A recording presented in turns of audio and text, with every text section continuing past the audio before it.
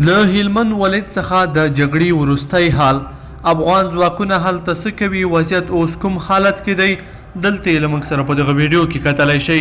درنو لیدونکو السلام علیکم، وخت مو پخیر.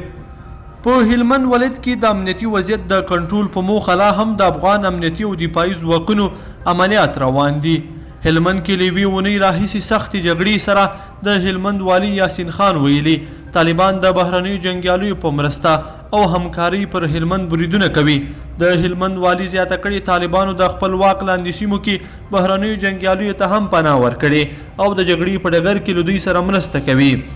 طالبانو ته نظامی او پوځي روزنه ورکوي او په جګړیزو مهماتو او ماینونو جوړولو کې له طالبانو سره مرستې او همکاري کوي.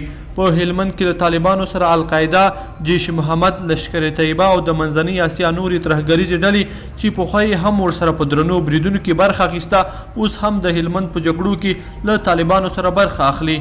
په هلمند کې د یوې اونۍ په سختو بریدونو کې د طالبانو د مهمو غړو په ګډون له 300 زیات طالبان وژل شوي او له 100 ډېرې جنازې چې پاکستاني اتباع او پنجابي جنګیالي و پاکستان ته انتقال شوي او ټپیانې هم د پاکستان په لسګونو روغتونونو کې درملنې ته پراته دي.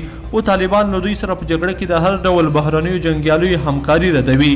تازه د هلمند ناوې ولسوالۍ کې د افغان امنیتي ځواکونو یوې پوستې سقوط کړې او اوس مهال په یاده ولسوالۍ کې د 601 شهرا خلاصولو لپاره د افغان ځواکونو عملیات هم روان دي. د بولان او بشران سیمو لا تر اوسه د افغان ځواکونو عملیات نه دي پیل کړي. د هلمند امنیتي سرچینې په جګړه کې د افغان امنیتي ځواکونو له پرمختګ او برلاسي خبر ورکوي او وايي په تیرې 4 ساعتونو کې د افغان امنیتي ځواکونو په هوایي بریدونو کې 48 وسلوال طالبان وژل شوي دي. لیدونکو په دې هیله چې دا مطلب به مو سره تر پایه پورې لیدلی وي. که مو دغه ویډیو خوښه شوې ویډیو لایک کړئ د سره او چینل سبسکرایب کړئ. تر بیا ښه وخت.